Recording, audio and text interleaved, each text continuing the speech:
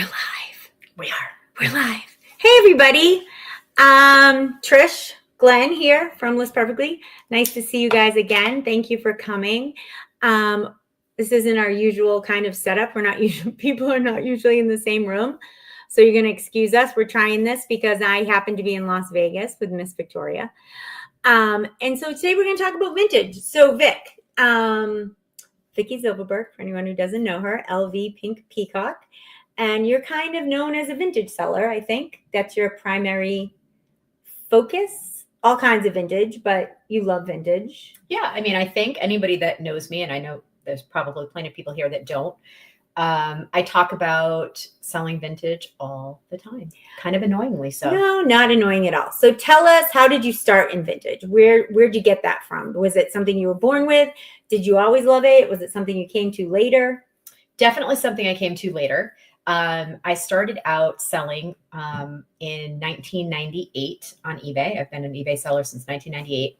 And I started out, I lived in New England, right? I'm from Rhode Island and I lived there for 38 years. And I would go to estate sales and auctions, and I sold antiques and collectibles. No clothing. Hated clothing. Never wanted to sell clothing. I knew nothing about it. I've never been an especially fashionable person. I have my own style. It is what it is. Pretty boring, lame, middle-aged lady fashion is what I wear. That's not true. That's so not true. But go ahead. But I never really wanted to sell clothing. I didn't know enough about it. And so I sold, like I said, all antiques and collectibles back in the day when I had to look everything up at the library and take out books and figure out what things were and figure out markings on things. All this stuff that we no longer have to do because we have the wonderful interwebs. Well, and also I would like to say that I think, we both grew up in New England. I'm still there. Everyone has antiques. Mm-hmm. Antiques are ambiguous, right? It's true. Antiques are everywhere.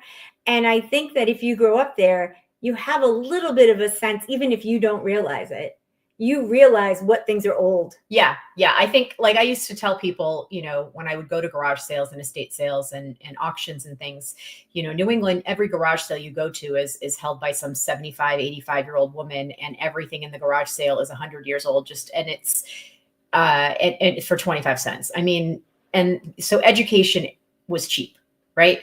So I would buy things that I thought were interesting, thought that they looked old, didn't know anything about anything. And then I'm all self-taught. I think most of us are. And I would just do a lot of research on things. And then I would find certain things that I was drawn to more than others, like glassware. Some people love glassware. I hate it. I don't want anything to do with glassware. Do you hate it because you don't want to ship it? No, I don't mind shipping. I hate it because I don't know enough about it. Okay. And I find it to be so difficult because it's so nuanced and a lot of it's not marked, and it's just not my thing, right? Okay. If I find something and it's marked and okay, like I know Fenton, if I find something that's marked, I'll go, okay, I'll grab that. But for the most part, it doesn't interest me. Yeah, no, I get it.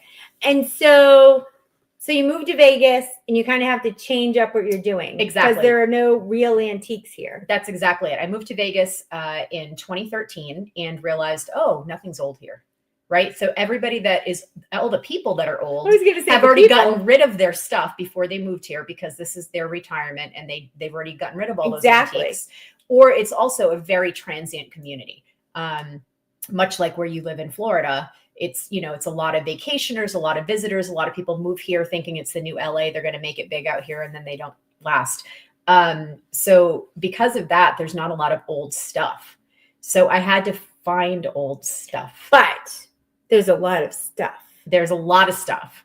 So I actually went into a thrift store for the very first time after I moved here. I had never been in a thrift store because there's not a ton of thrift stores in New England. There's a lot of. There's more now, but when I was growing up, there was hardly any. Yeah, 13 years ago there was none. Yeah.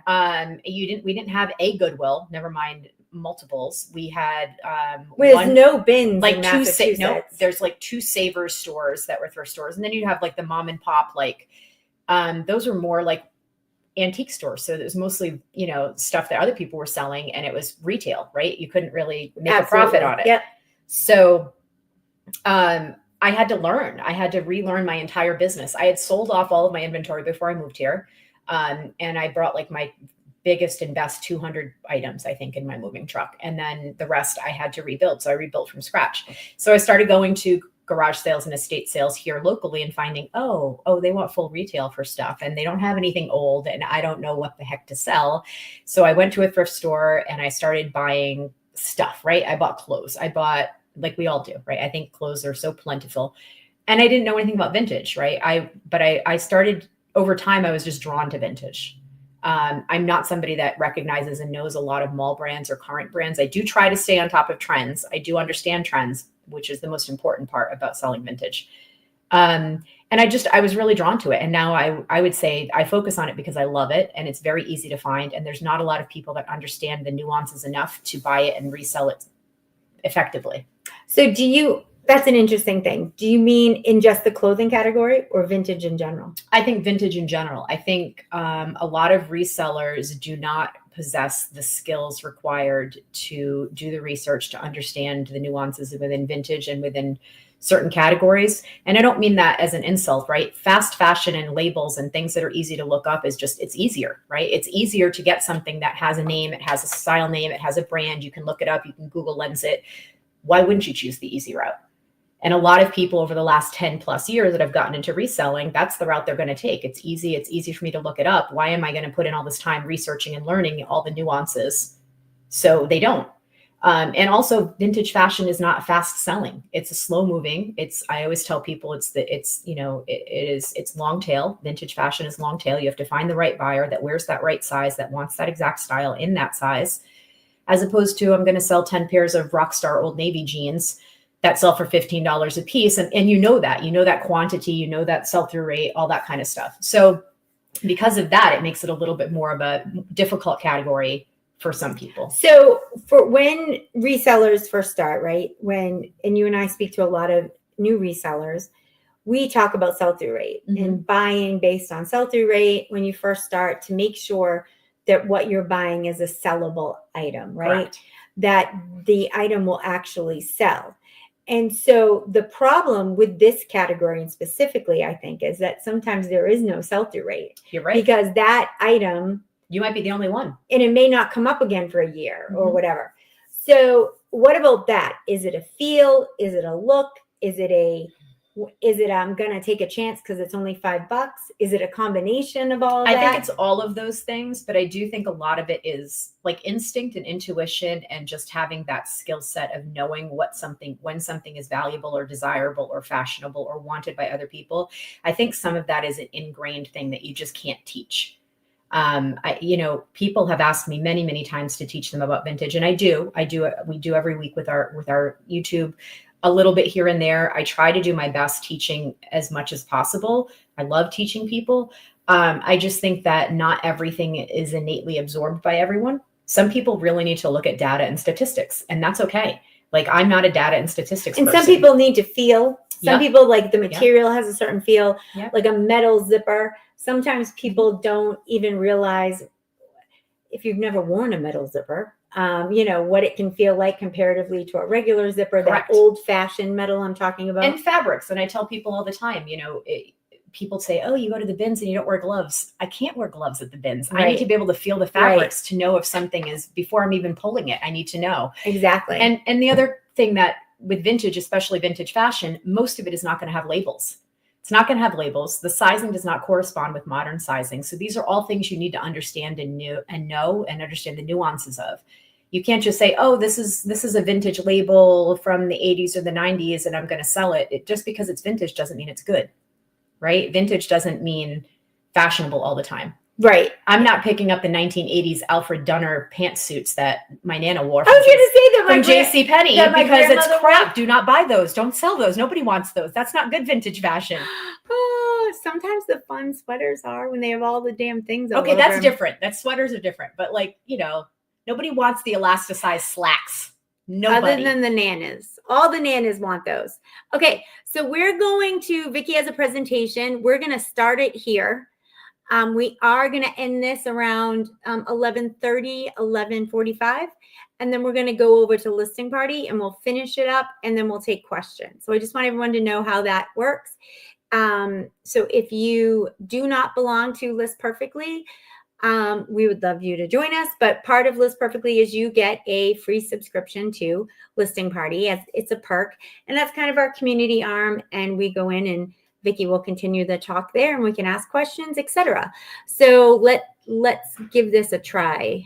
All right. Here we are. So this is a pretty simple presentation. Obviously, I cannot teach anyone everything about vintage in a small presentation. This is something I put together a few years ago, but a couple of you may have seen it, but most people have not. Basically, what defines something as vintage. Vintage can be anything, 20 years or older. Scarily enough, even 2010s, even though that's not quite 20 years, that's considered Y2K and earlier Y2K. Vintage fashion is so cyclical that you can take 10, 15-year gaps in fashion, and that will look entirely different and will be a whole different era and appearance for people. So let me ask you a question. Just Etsy, is it 20 years or 25? Etsy is 20. 20, okay. Mm-hmm. And a lot of people say vintage versus antique. Antique is the technical terms. Vintage is anything 25 years or older, although on Etsy they consider it 20 years. And antique is anything 100 years or older. And then some true vintage people, some true vinties, not necessarily about clothing, but about vintage items, will say vintage is 40 or 50 years. So you're going to get differing opinions depending on what community you're talking to. And Jill saw this. You did this a few years ago at Camp Listing Party, and Jill saw it and still refers to her notes. So thanks, Jill. That's nice, Jill. Okay. So we're going to start with the 50s. I do not know why the photos aren't there. Oh. You can start, and I'm going to figure it out. So vintage 50s fashion. 50s is one of my favorite eras within fashion. So rockabilly, pinup style, vintage fashion is usually referred to in that 50s era. It's a good keyword to use when you're sourcing or when you're listing vintage clothing if it fits the attributes. Rockabilly style is a pretty hard to define fashion style. But like I say here, it's if you think it's hard to define, you're going to be correct. It's a hybrid of styles that combine the influences of rock music, country music, 50s fashion, and a little bit of punk. Like the movies Grease, Hairspray, or Cry Baby, you've seen a little bit of that style if you've seen any of those movies. A lot of it is like a fitted and flared. Do you want to share my screen instead? Do you think that would help? That's the 60s. I just want to see. Excuse me for 1 second, everybody. I just want to technical difficulties. I do not know. They're not on yours either. See that? Weird. Yeah. So it's a second ago. I do not know what that's about, but we'll go to the 60s in a second and have a screen show. Okay. Sorry, guys. Sorry about that. So rockabilly fashion has its roots planted in the 50s and 60s, but it is still a very strong fashion influence and a culture, so to speak, in many areas today. A lot of people may have heard of a rockabilly event called Viva Las Vegas. Sometimes it's referred to just as Viva. It's here in Vegas, and it's been going on for more than 20 years. It wasn't, Carla. It's a different decade. I'll get there 1 second. It was the 60s that are there. I do not know why the 50s aren't. So 50s fashion, you're going to want to think about like Leave It to Beaver, June Cleaver with the dresses that have the poofy skirts. It's a fit and flare fashion, which means that it's fitted on the top and it flares out at the bottom as far as skirts go. Bold patterns, bright colors, lots of florals and stripes and plaids. Okay, this is my second page, so I was reading into this before. So I know that. Sorry, I was trying to go where you were going. No, that's okay. Soft feminine's 50s look. So rockabilly is like taking that feminine 50s look and adding a little edge to it, like a swing dress with a bunch of tattoos. You're wearing Converse and bright red lips, very heavy eyeliner. That wouldn't be what was worn in the 50s, but it's worn with that fashion now currently, taking a modern look on it. And for men, it's like, think of our friend Doug that's in the chat there. Doug with his little pomp, his little hair pomp, and a white tee with his white jacket. Yep, white tee with a little jacket that's cropped at the waist, bowling style shirts with maybe an atomic print on it. Dark jeans or black slacks, white socks. And I just want to say from my own personal, and correct me if I'm wrong, but we had Julie Brown on Mastermind this week, and she talked about tiki. Yep, it's right there in the next category. This kind of like, so sometimes you can interact. They overlap. They definitely overlap. So vintage fashion in the 50s, specifically 50s, that whole rockabilly look is definitely fully integrated with tiki, the tiki culture, and it's kind of cross-pollinates. You will see people that go to tiki events dressed up in 50s fashion. It's super popular, and vice versa. You will see people at rockabilly or pinup events dressed, with bold tiki outfits as well. It definitely has a cross-pollination. There's also subgenres like pinup fashion. There's psychobilly, horrorbilly. These are all keywords that you'd use in titles and descriptions, but think of the same standards of clothing with a lot of tattoos. And as far as like psychobilly and horrorbilly, a lot of tattoos, very dramatic makeup, and maybe the prints will have like monster prints on them or things like that. Interesting. This is particularly my favorite genre of fashion. I dressed like this for many, many years, with the hair, the makeup, and the dresses. I still have a closet full of the clothes. They just don't fit me anymore. They will soon. See, look, now we have photos. What do you mean they will soon? Am I going to get fat again? No, I mean, you're going to have to take them all in. Oh, okay. We just talked about that. So the 60s, pull over a little. There you go. The 60s, it's funny because the 60s to me is either, JFK's wife, Jackie O, or, that psychedelic. Yep. Yeah. That's kind of what it says here. Like, it's definitely bipolar. 60s fashion can be, it's more reminiscent of the 50s, very conservative and restrained. That is definitely more of the Jackie O fashion. Yeah. The pillbox hat, the fitted, basic, solid colors, very, you can see in the pictures on the lower half, so pretty much all Jackie O. But then there's also the top half, which is where we think about flower power and these psychedelic patterns. You're going to see lots of florals and brights and neons and shorter hemlines. That's a big one. Shorter hemlines. In the mid 60s, that's when it started to have the London Underground came over. The waistline reappeared. And the late 60s was just crazy everywhere. In 62, the fashion hadn't changed very much. It was very similar to 50s. So we call sometimes you'll find something that was made in the early 60s, but it looks like the 50s, and fashion people or vintage will call that a cusper. Okay. Because it's cusping, it's on the cusp of the decade, but it's also cusping between two different genres of fashion. Okay. If that makes sense. Okay, so 60s fashion, British invasion was a big thing. The Beatles ushered in a new era of British dominance in fashion, music, and culture. Mid 60s had become much more sleek and modern. The lines were sharper, very form-fitting, not as much fur, but you'd wear a lot of gloves. People would still wear the gloves.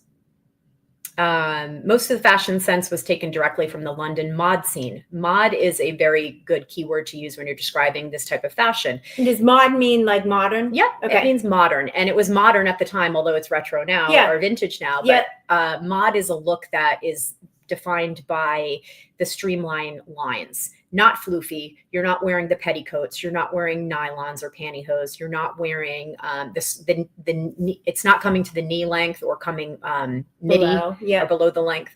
You're looking definitely, think of go-go dancers. Think of the tall white leather boots and the short fitted skirts and the pomp hair, both on men and women, and very dramatic eye makeup. Let's see. Talk about the polyester. Polyester was a very common. Yep.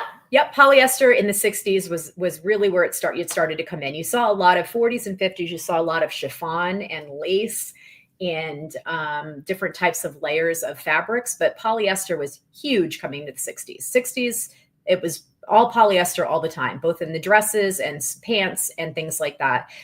Bell-bottomed and flare-bottom pants. A lot of people think that's mostly 70s, but it really started late 60s.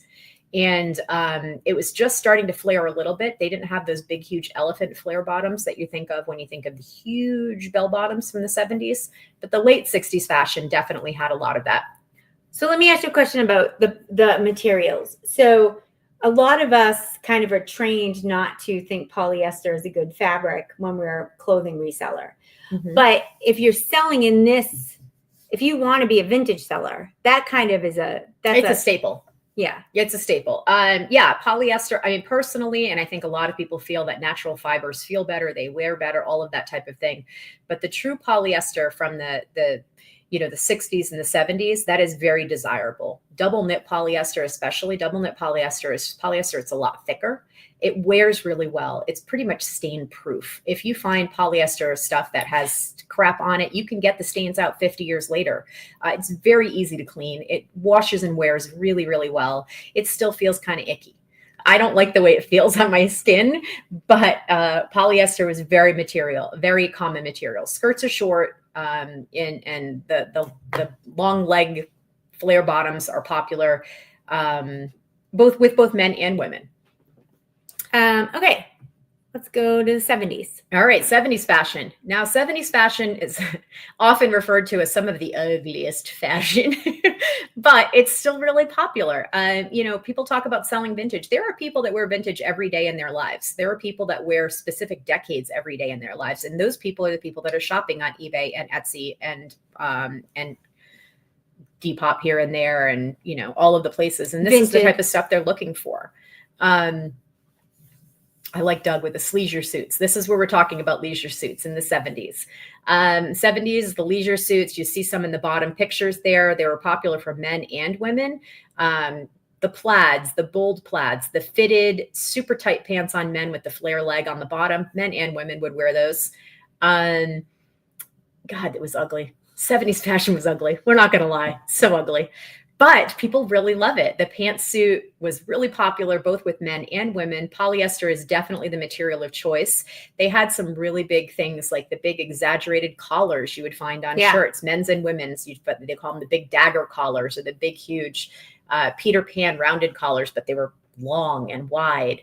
Men were known for wearing, having a lot of chest hair and gold chains hanging out of their 4 buttons unbuttoned on the shirt. I may have a few photos of my dad like that. Yeah, it was super popular. Icky, but popular. The butterfly collar, exactly. The butterfly collar, sideburns, all these things. You're right. All of these things definitely play into the fashion look. So early 70s was very similar to late 60s, just a bit more flamboyant. The patterns would come out. Platform shoes were really big for men and women, both in boots and in shoes. Most women were wearing high-cut boots and low-cut pants by the 70s. That low-cut, low-ride denim and polyester pant thing came back again in the 90s when we were all wearing, maybe not we, but some people were wearing these low-cut jeans. And it's kind of coming back around now. Fashion is pretty cyclical. Every 25 years or so was the rule of thumb. You start seeing fashions over and over again. All right. And so we want to keep going? Yeah. Yeah. Okay. So let's talk about this, because this is the one that's hard for me, because this is what I think of as my life right here. Mm-hmm. So is anyone buying this? Yes. Okay. 80s fashion is still popular. Generally speaking, here's the thing. The pictures that you're seeing here, and those of us that lived through the 80s, there was not a heck of a lot of neon being worn. When they're talking about retro and people are talking about the 80s, they show everybody wearing all this neon and all these headbands that really didn't exist. It was there, but it wasn't as prevalent as somebody may have social media one piece on, but they weren't wearing a whole nobody suit. was wearing that. No. Come on now. But 80s was oversized, was really big. Oversized tops, some pants were a little bit more fitted in most cases, but oversized tops. 80s is probably the easiest to recognize for most people because you do think of neon, you think of the bold patterns, you think of these mismatch patterns. There's also so much fashion in movies to refer back to, and movies that are still classics that people still watch and see. The references from things like Saved by the Bell and Michael Jackson movies and the Breakfast Club movies, that fashion was still there. Madonna, it was still there and it still is there. And a lot of people still, the MC Hammer pants, exactly. Artful Journey said, my high school was all about the preppy look. Yeah, I actually wore a lot of that too. We would wear the double popped polo shirt collars underneath a crew neck sweatshirt. Did you peg your pants? I totally pegged my pants. We pegged our pants too. Jill said I wore a lot of neon pink. The MTV generation, exactly. I was born in 75, right? I graduated in 93. And this is my era. This is what I wore, in the 80s and the early 90s. So anyway, larger than life hair, we talk about mall hair and mall bangs. All of that is part of the 80s fashion. People will still buy this to be ironic, I think, and they'll wear it for parties and they'll mix and match it with more current and modern things. Like you'd sell a big oversized vintage 80s sweater, but someone's wearing it with something modern, maybe some faux leather leggings today. So defining fashion really, for the 20th century, 80s was a defining fashion era. The fashion choices you made revealed who you were. People used clothing and accessories to create their own identities. If you were a rebellious young adult, you may have worn neon clothing. If you were a spoiled rich kid, you may have stuck to preppy fashion.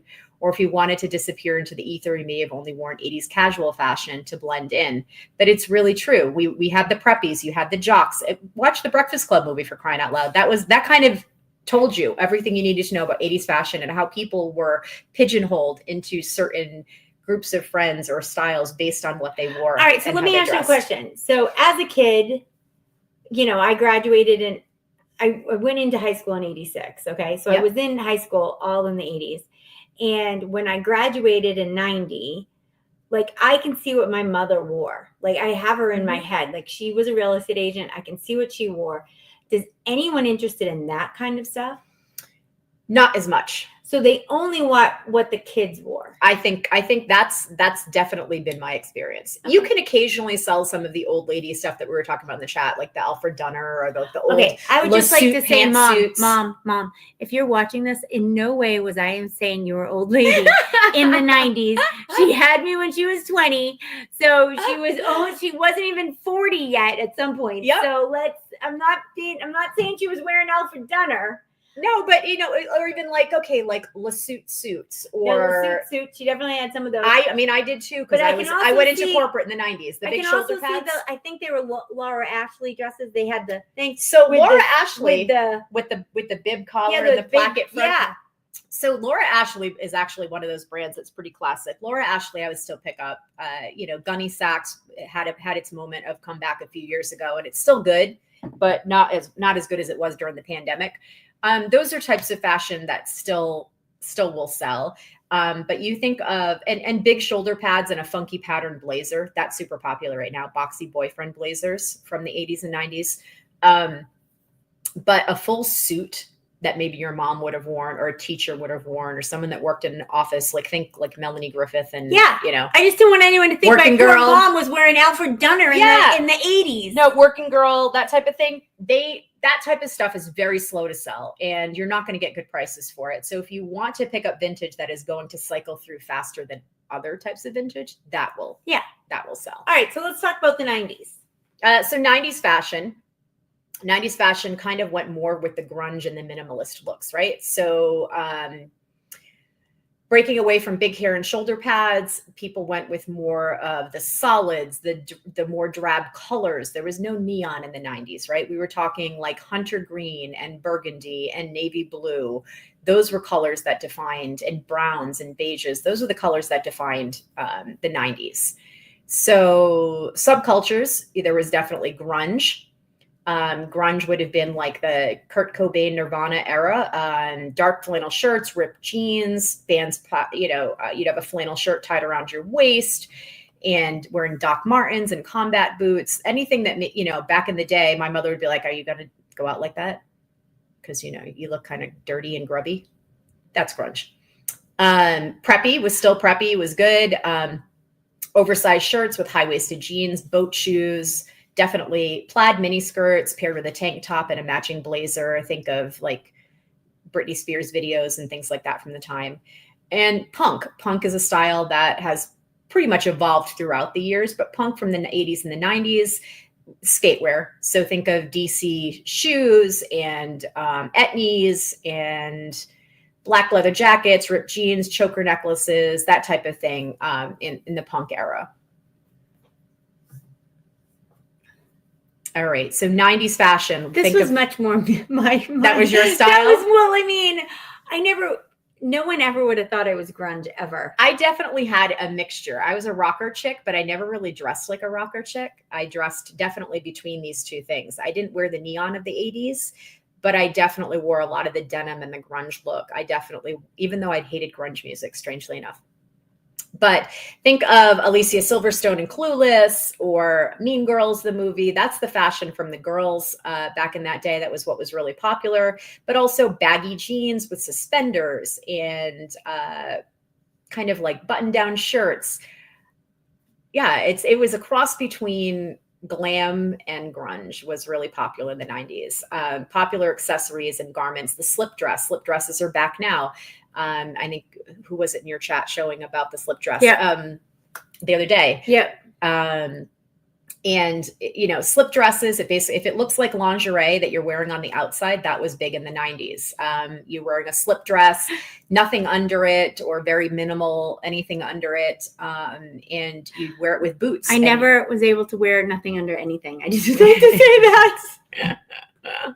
But you'd wear like, you know, you'd wear a slip dress, but you'd sass it up with, you know, maybe some ripped, you know, fishnet tights and a pair of Doc Martens. So you'd be very ultra feminine, but also cut it with punk or grunge. And maybe you throw a leather jacket, a biker jacket on top of a slip dress.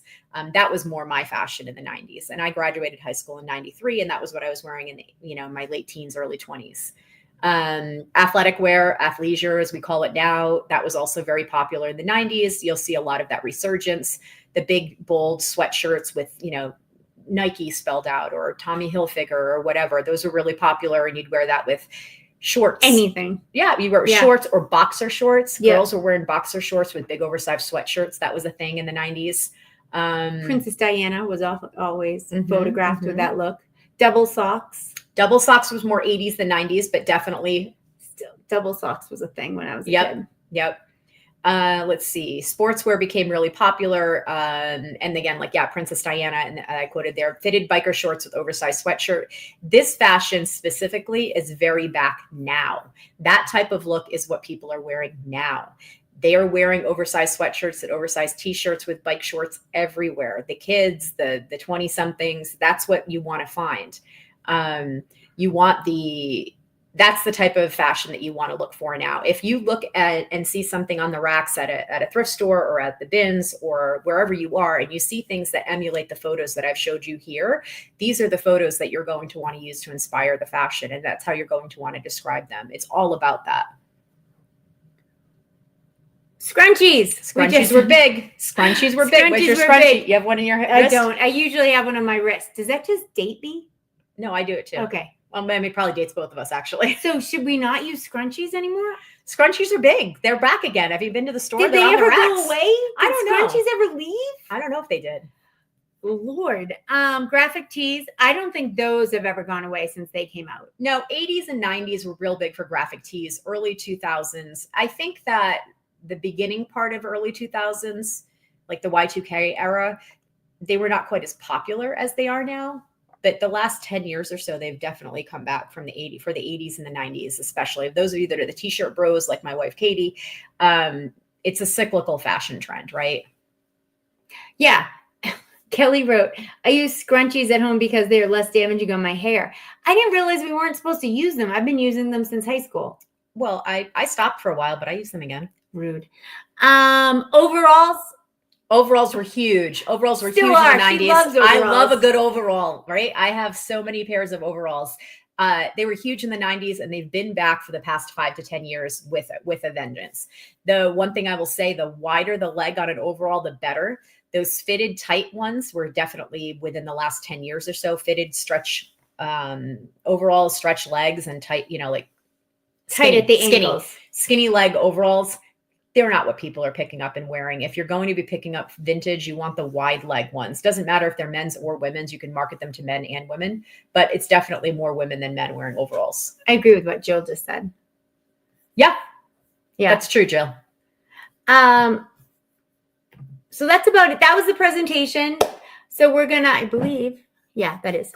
So thank you for this. It was fun. I do not know why the 1950s didn't have some It didn't have the photos. I'm sorry. I will say, if you want to learn more about rockabilly or tiki fashion or psychobilly or horrorbilly, the things that I mentioned in earlier part, I would definitely just Google those terms. Google and look for images, and you're going to get a very wide variety of things to look at. Maybe we can do that in a minute over in Listing Party. So we can talk about whatever you guys want. Star just said, I need a lesson in Y2K. Come over. We can talk about Y2K. If anybody could give us a thumbs up, we'd really appreciate it. And we're going to end this right now. We're going to go over to Listing Party, and we hope we'll see you there. Yeah, see you in a minute. Thanks, guys.